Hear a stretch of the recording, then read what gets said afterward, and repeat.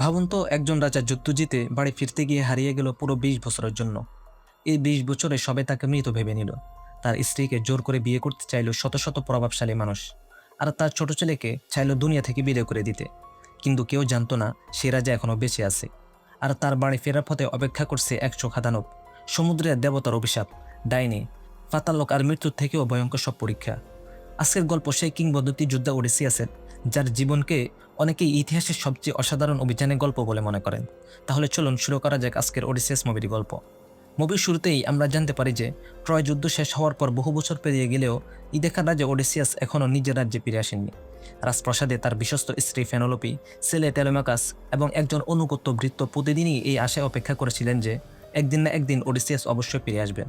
কিন্তু এই তিনজন ছাড়া প্রায় সবাই বিশ্বাস করত যে ওডিসিয়াস অনেক আগেই মারা গেছেন। এদিকে বছরের পর বছর ইথাকার কোনো রাজা না থাকায় অনেক প্রভাবশালী ব্যক্তি রাজপ্রাসাদে এসে দখল বসিয়ে ফেলেছিল। তাদের একটাই উদ্দেশ্য ছিল ইথাকার পরবর্তী রাজা হয়ে সিংহাসনের মালিক হওয়ার। সহজ ভাষায় বলতে গেলে এরা সবাই ছিল ওডিসিয়াস ও তার পরিবারের শত্রু। তারা প্রতিদিন রাজপ্রাসাদের খাবার দাবার ভোগ করত, অবচয় করত এবং ফেনোলোপির উপর জোর করে দ্বিতীয় বিয়ে করার জন্য চাপ সৃষ্টি করত, যাতে তাকে বিয়ে করে ইথাকার সিংহাসনের দখল নিতে পারে। কিন্তু ফেনোলোপি তাদের সামনে একটি শর্ত রেখেছিলেন।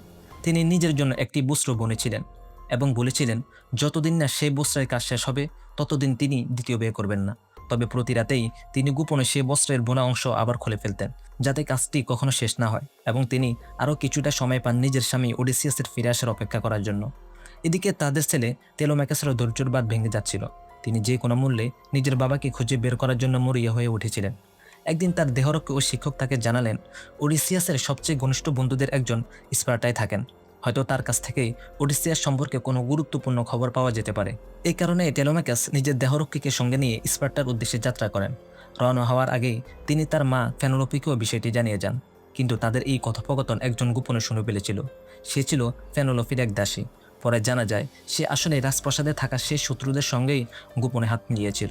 শত্রুরা যখন জানতে পারল যে টেলোম্যাকাস স্পার্টায় যাচ্ছে, তখন তারা সিদ্ধান্ত নিল ফেরার পথেই তাকে হত্যা করবে, কারণ টেলোম্যাকাস বেঁচে থাকলে ভবিষ্যতে সিংহাসনের প্রকৃত দাবিদার সেই হতো। স্পার্টায় পৌঁছানোর পর সেখানকার রাজা নিজেই টেলোম্যাকাসকে আন্তরিকভাবে স্বাগত জানান। এই সেই রাজা যার স্ত্রীর কারণেই ট্রয় যুদ্ধের সূচনা হয়েছিল, আর সেই যুদ্ধে ওডিসিয়াস তার সবচেয়ে বড় সহযোদ্ধা ছিলেন। এরপর স্পার্টায় রানী টেলোম্যাকাসকে বসিয়ে পুরো ট্রয় যুদ্ধের গল্প বলতে শুরু করেন, কারণ সেই ভয়াবহ যুদ্ধের প্রত্যক্ষ সাক্ষী তিনি নিজেই ছিলেন। টানা 10 বছর ধরে গ্রিক ও ট্রেজানদের মধ্যে রক্তক্ষয়ী যুদ্ধ চলতে থাকে। কিন্তু এত দীর্ঘ যুদ্ধের পর গ্রিক বাহিনী যখন সম্পূর্ণ ক্লান্ত হয়ে পড়ে, তখন ওডিসিয়াস একটি অসাধারণ পরিকল্পনা করেন। তিনি একটি বিশাল কাঠের ঘোড়া তৈরি করেন। সেই ঘোড়ার ভিতরে ওডিসিয়াস, স্পার্টা রাজা এবং আরও কয়েকজন বাছাই করা সৈন্য লুকিয়ে পড়েন। এরপর ওডিসিয়াস তার এক সৈন্যকে নির্দেশ দেন বিদ্রোহের অভিনয় করতে এবং ট্রেজানদের গিয়ে বলতে যে গ্রিকরা যুদ্ধে হেরে নিজের দেশে ফিরে গেছে, আর বিদায় নেওয়ার আগে শান্তির প্রতীক হিসাবে এই কাঠের ঘোড়াটি উপহার দিয়ে গেছে। ওডিসিয়াসের নির্দেশ মতো সেই সৈন্য ঠিক এভাবেই ট্রেজানদের সব কথা জানায়। ট্রেজানরা তার কথা বিশ্বাস করে ফেলে এবং আনন্দের সঙ্গে সেই বিশাল কাঠের ঘোড়াটি নিজেদের দুর্গের ভেতরে নিয়ে আসে। আর সেখান থেকেই শুরু হয় ইতিহাসের সবচেয়ে বিখ্যাত কৌশলের আসল অধ্যায়। রাত গভীর হতেই ওডিসিয়াস, স্পার্টার রাজা এবং তাদের সঙ্গে লুকিয়ে থাকা সব সৈন্য কাঠের ঘোড়ার ভিতর থেকে বেরিয়ে আসে। তারপর তারা গোপনে দুর্গের প্রধান ফটক খুলে দেয়। ফটক খুলতেই বাইরে অপেক্ষা করা পুরো গ্রিক বাহিনী জোরের গতিতে দুর্গে আক্রমণ চালায়। হঠাৎ হওয়া এই আক্রমণের সামনে ট্রেজানরা বেশিক্ষণ টিকতে পারেনি। খুব দ্রুতই তারা পরাজিত হয় এবং তাদের শক্তিশালী সাম্রাজ্য ধ্বংস হয়ে যায়। এভাবে স্পার্টার রাজা ও ওডিসিয়াসের ঐতিহাসিক সেই ট্রয় যুদ্ধে বিজয় অর্জন করেন। স্পার্টার রাজা নিজেও স্বীকার করেন ওডিসিয়াস পাশে না থাকলে এই যুদ্ধ জেতা তার পক্ষে কখনোই সম্ভব হতো না।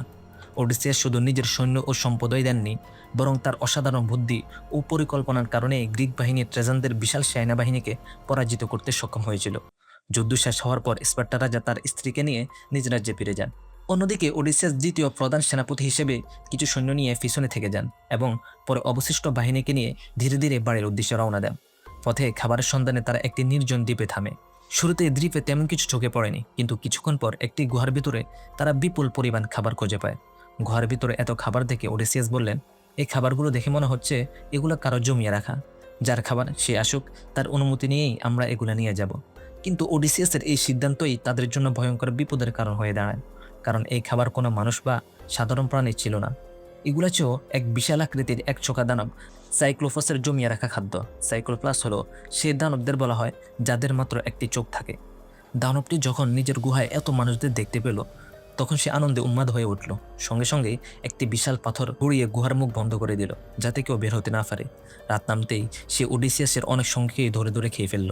এই দৃশ্য দেখে সবাই ভয়ে আতঙ্কিত হয়ে পড়ল এবং ওডিসিয়াসকেই দোষ দিতে লাগলো। কিন্তু ওডিসিয়াস সবাইকে শান্ত করে বললেন, ভয় পেও না, এখান থেকে বেঁচে বের হতে হলে আমাদের একটি পরিকল্পনা করতে হবে। পরের দিন সকালে সাইক্লোপাস গুহা থেকে বের হওয়ার সময় কয়েকজন সৈন্য তার পিছন দিয়ে পালিয়ে যাওয়ার চেষ্টা করছিল, কিন্তু দানবটির চোখে তারা ধরা পড়ে যায় আর মুহূর্তের মধ্যেই সে তাদেরকে খেয়ে ফেলে। এমন পরিস্থিতিতে বেঁচে থাকা প্রায় অসম্ভব হয়ে পড়েছিল। তবুও ওডিসিয়াস হার মানলেন না। তিনি গুহার ভেতর থেকে একটি বিশাল বর্ষা নিয়ে তার মাথা আগুনে পুড়িয়ে ধারালো করে নিলেন। সুযোগ বুঝেই সেই জ্বলন্ত বর্ষাটি সাইক্লোপসের একমাত্র চোখে সজোরে বিদ্ধ করে দিলেন। ব্যথায় দানবটি ভয়ঙ্কর চিৎকার করতে করতে সমুদ্রের দিকে দৌড়ে যেতে লাগলো এবং বারবার পোসাইডন পোসাইডন বলে চিৎকার করতে লাগলো।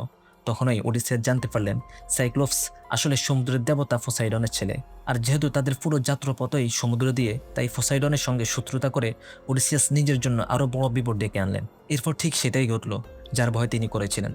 প্রতিশোধ নিতে পোসাইডন সমুদ্রের সব পথকে এমনভাবে এলোমেলো করে দিল যে ওডিসিয়াস ও তার সঙ্গীরা আর কোনোভাবেই নিজেদের বাড়ির পথ খুঁজে পেল না।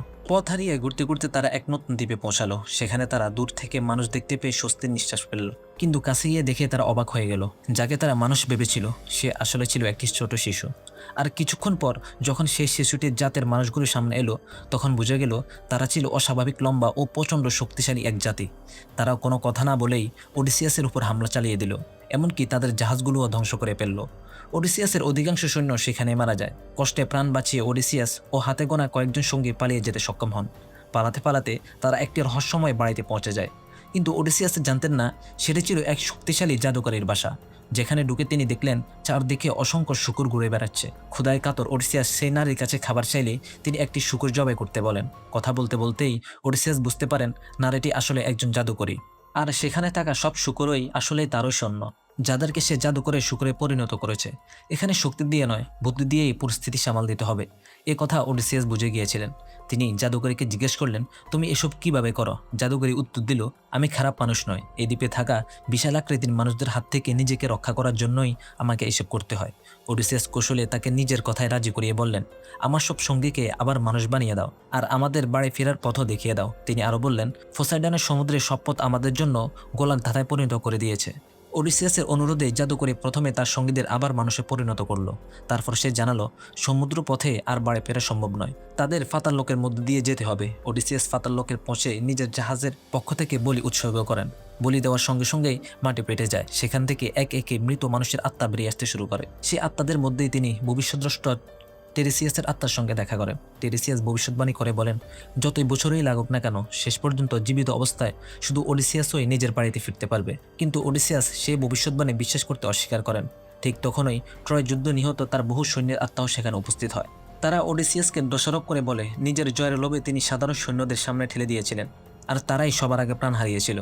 এরপর টেরিসিয়াসের নির্দেশ মেনে ওডিসিয়াস আবার যাত্রা শুরু করেন। পাতাল লোক থেকে বেরিয়ে আসার পর তাকে আবার সেই দৈত্য আকৃতির মানুষদের কয়েকজনের সৈন্যের মুখোমুখি হতে হয়। অবশেষে তারা আবার সমুদ্র পথে যাত্রা শুরু করে, কিন্তু তারা আগেই জানতো এ পথে এমন কিছু জাদুকরী জলপরী রয়েছে যাদের মায়াবী সুর শুনলেই মানুষ নিজের জ্ঞান হারিয়ে ফেলে। তাই সব সৈন্য নিজেদের কান মোম দিয়ে বন্ধ করে নেয়। কিন্তু ওডিসিয়াস নিজেই সবাইকে আদেশ দেন তাকে জাহাজের মস্তলের সঙ্গে শক্ত করে বেঁধে রাখতে, কারণ তিনি সেই রহস্যময় সুরে নিজের কানে শুনতে চেয়েছিলেন। কিছুক্ষণের মধ্যেই সেই সুরে তিনি প্রায় পাগল হয়ে যান। তবুও নিজের ইচ্ছা শক্তির জোরে তিনি নিজেকে সামলে নেন এবং সে ভয়ঙ্কর বিপদও পার করে এগিয়ে যান। এরপর তারা আরেকটি দ্বীপের কাছাকাছি পৌঁছায়। সেখানে অসংখ্য পাথরের দানব তাদের উপর আক্রমণ চালায়। পরিস্থিতির চাপে ওডিসিয়াসকে নিজের কয়েকজন সৈন্যকে উৎসর্গ করতে হয় যাতে বাকিদের প্রাণ বাঁচানো যায়। অনেক কষ্টে প্রাণ নিয়ে বাঁচা থাকা কয়েকজন সৈন্যকে সঙ্গে নিয়ে তিনি আরেকটি নতুন দ্বীপে পৌঁছান। সেখানে পৌঁছে সবাই কিছুটা স্বস্তির নিঃশ্বাস ফেলে। ওডিসিয়াস এই দ্বীপ সম্পর্কে আগে থেকে জানতেন। এটি ছিল সূর্যদেবের পবিত্র দ্বীপ। এখান থেকে প্রতিটি গবাদি পশুই সূর্যদেবের সম্পত্তি, তাই এগুলোর একটি হলেও হত্যা করা মানে ছিল ভয়ঙ্কর অভিশাপ ডেকে আনা। যেমন পোসাইডনের অভিশাপ তাদের তাড়া করে বেড়াচ্ছিল, তেমনই সূর্যদেবের অভিশাপও তাদের ধ্বংস করে দিতে পারত। তাই ওডিসিয়াস আগে সবাইকে কঠোরভাবে সতর্ক করে দেন এই দ্বীপে গবাদি পশুর গায়ে কেউ যেন হাত না দেয়। এরপর তিনি নিজেই অন্যদিকে খাবারের খোঁজে বের হন, কিন্তু কোথাও কোনো খাবার পাওয়া যায় না। দিনের পর দিন তারা না খেয়েই সেখানে আটকে থাকে। ক্ষুধায় সবার অবস্থা ভীষণ খারাপ হয়ে যায়। একসময় ওডিসিয়াস দূরে অদ্ভুত এক আলো দেখতে পান। কাছে গিয়ে যা দেখলেন তা দেখে তার পায়ের নিচ থেকে যেন মাটি সরে গেল। তার ক্ষুধার্ত সৈন্যরা সূর্যদেবের একটি গরু জবাই করে খেয়ে ফেলেছে। এই দৃশ্য দেখে ওডিসিয়াস হতবাক হয়ে যায়। তিনি খুব ভালো করেই জানতেন এবার তাদের উপর কি ভয়ঙ্কর বিপদ নেমে আসতে চলেছে। তাই তিনি আর এক মুহূর্ত দেরি না করে সেখান থেকে বেরিয়ে যাওয়ার চেষ্টা করেন। ওডিসিয়াস যত দ্রুত সম্ভব সেই দ্বীপ ছেড়ে চলে যেতে চাইলেন, কিন্তু এবার শুধু প্রোসাইডন নয়, সূর্যদেবও তাদের উপর ভয়ঙ্কর এক অভিশাপ নিক্ষেপ করলেন। সে অভিশাপ ছিল এক প্রচণ্ড ভয়াবহ জ্বর। জ্বরটি তাদের জাহাজে আঘাত হানতেই এক একে সব সৈন্য মারা যায়, শুধু ওডিসিয়াসই কোনো মতে প্রাণ বেঁচে যান। অনেকক্ষণ পর তার জ্ঞান ফিরল। তিনি নিজেকে এক অজানা দ্বীপে আবিষ্কার করেন। সেখানে তার দেখা হয় এক রহস্যময় তরুণীর সঙ্গে। ওডিসিয়াসকে দেখেই তরুণীটি তার প্রেমে পড়ে যায়। সে চাইতো ওডিসিয়াস যেন সারা জীবন তার কাছেই থেকে যায়, কিন্তু ওডিসিয়াসের একমাত্র লক্ষ্য ছিল নিজের বাড়িতে ফিরে যাওয়া, কারণ তিনি জানতেন তার স্ত্রী ও ছেলে এখনও তার অপেক্ষায় দিন গুনছে। তরুণীটি কোনোভাবেই চাইতো না যে ওডিসিয়াস তার পরিবারকে মনে রাখুক। তাই টানা 7 বছর ধরে সে তাকে এমন এক জাদুকরী গাছের নির্যাস খাওয়াতে থাকে যা মানুষের স্মৃতিশক্তি কেড়ে নেয়। কিন্তু আশ্চর্যের বিষয়, 7 বছর ধরে সে ওষুধ খাওয়ার পরও ওডিসিয়াস তার পরিবারকে ভুলে যাননি। শেষ পর্যন্ত তরুণীর মন গলে যায়। সে বুঝতে পারে সত্যিকারের ভালোবাসা কাউকে বন্দি করে রাখা নয়। তাই সে সিদ্ধান্ত নেয় আর নিজের ভালোবাসার বন্ধনে ওডিসিয়াসকে আটকে রাখবে না, বরং তাকে তার গন্তব্যে পৌঁছাতে সাহায্য করবে। এরপর দুইজন মিলে একটি ভেলা তৈরি করে, আর সেই ভেলাতেই ওডিসিয়াস আবার নিজের দীর্ঘ যাত্রা শুরু করেন। অবশেষে দীর্ঘ 20 বছর পর একেবারে একা তিনি ইথাকার মাটিতে ফিরে আসেন। সেখানে পৌঁছানোর পর জ্ঞান ও প্রজ্ঞার দেবী এথেনা তাকে সাহায্য করেন এবং নিরাপদে বাড়ি ফেরার পথ দেখিয়ে দেন। কিন্তু বাড়িতে ফিরে ওডিসিয়াস নিজের আসল পরিচয় প্রকাশ করলেন না, বরং তিনি এক দরিদ্র ভিখারির ছদ্মবেশ ধারণ করলেন। কারণ তিনি জানতেন সবাই যদি হঠাৎ জানতে পারে যে তিনি ফিরে এসেছেন, তাহলে পুরো শহরে বিশৃঙ্খলা শুরু হয়ে যাবে। তার শত্রুরা সঙ্গে সঙ্গেই তাকে হত্যা করার চেষ্টা করবে। প্রথমেই তিনি দেখা করতে গেলেন তার বৃদ্ধ অন্ধবৃত্তের সঙ্গে, যে এত বছর ধরে তাকে ফিরে আসার অপেক্ষায় ছিল। ওডিসিয়াস কথা বলতে শুরু করলে তিনি বুঝতে পারলেন অন্ধবৃত্তটি তাকে চিনতে পারেনি। তবে সে একটি অত্যন্ত গুরুত্বপূর্ণ খবর জানায়। সে বলে ওডিসিয়াসের ছেলে টেলোমেকাস এখন ভয়ঙ্কর বিপদের মধ্যে রয়েছে, কারণ বাবার খোঁজে বের হওয়ার পর শত্রুরা সিদ্ধান্ত নিয়েছে ফেরার পথেই তাকে হত্যা করবে। এই হত্যার পুরো পরিকল্পনা করা হয়েছে একটি মন্দিরের ভেতরে। খবর পাওয়া মাত্রই ওডিসিয়াস সেই মন্দিরে ছুটে যান। সেখানে গিয়ে তিনি দেখেন তার শত্রুরা নকল পুরোহিতের ছদ্মবেশে নিয়েছে। তারা ইতিমধ্যেই টেলোমেকাসের শিক্ষক ও দেহরক্ষীকে হত্যা করেছে। এবার তারা টেলোমেকাসকে বিষ খাইয়ে মারার প্রস্তুতি নিচ্ছিল। ঠিক সেই মুহূর্তেই বজ্রপাতের গতিতে ওডিসিয়াস আক্রমণ চালান। মুহূর্তের মধ্যেই তিনি সব ঘাতককে হত্যা করেন। এভাবে তিনি নিজের ছেলের জীবন রক্ষা করেন। প্রাণ বেঁচে যাওয়ার পর টেলোমেকাস কৃতজ্ঞতাবশত সেই ভিখারিকে নিজের সঙ্গে রাজপ্রাসাদে নিয়ে আসার সিদ্ধান্ত নেন। সে তখনও জানত না এই ভিখারি আসলে তার বাবা। ওডিসিয়াস যখন 20 বছর পর রাজপ্রাসাদে প্রবেশ করলেন, তখন সেখানে উপস্থিত কেউই তাকে চিনতে পারেনি। শুধু একজন চিনেছিল, সে ছিল তার বহু বছরের বিশ্বস্ত কুকুর। 20 বছর ধরে যেন সে শুধু তার প্রভুরই অপেক্ষায় ছিল। ওডিসিয়াসের গন্ধ পাওয়া মাত্রই কুকুরটি আনন্দের ন্যাজ নাড়াতে শুরু করে। তারপর প্রভুকে শেষবারের মতো দেখে শান্তিতেই শেষ নিঃশ্বাস ত্যাগ করে। এই দৃশ্য দেখেই টেলোমেকাস বুঝে যায় ভিখারির ছদ্মবেশে থাকা মানুষটি আর কেউ নয়, তার নিজের বাবা ওডিসিয়াস। এরপর প্রতিদিনের মতো আবারও রাজপ্রাসাদে ভোজসভা বসে। সেই ভোজের মধ্যেই ভিখারির বেশে ওডিসিয়াস তার এক শত্রুর কাছে যান। তিনি তাকে পাতাললোক থেকে আনা একটি মেটাল টোকেন দেখান, যা টিরিসিয়াসের পক্ষ থেকে পাঠানো হয়েছিল বলে জানান। এই প্রতীকটি দেখেই লোকটি আতঙ্কে প্রায় উন্মাদের মতো হয়ে যায়। তার মনে হতে থাকে এই ভিখারি নিশ্চয়ই তার সব গোপন রহস্য জেনে গেছে। রাগে অন্ধ হয়ে সে ওডিসিয়াসকে লাথি মেরে প্রাসাদ থেকে বের করে দেওয়ার আদেশ দেন। কিন্তু ওডিসিয়াস এত সহজে চলে যাওয়ার মানুষ ছিলেন না। গভীর রাতে তিনি গোপনে নিজের স্ত্রী ফেনেলোপির কাছে যান। তার সামনে বসে তিনি নিজের সব পাপের কথা স্বীকার করেন। তিনি বলেন, 20 বছর তোমার থেকে দূরে ছিলাম, এটাই ছিল আমার পাপের শাস্তি। তিনি স্বীকার করেন ট্রোজান হার্সের পরিকল্পনার মধ্যেই অসংখ্য নিরীহ মানুষের মৃত্যুর জন্য তিনি দায়ী, আর সেই কারণেই তাকে এত দীর্ঘ ও কঠিন শাস্তি ভোগ করতে হয়েছে।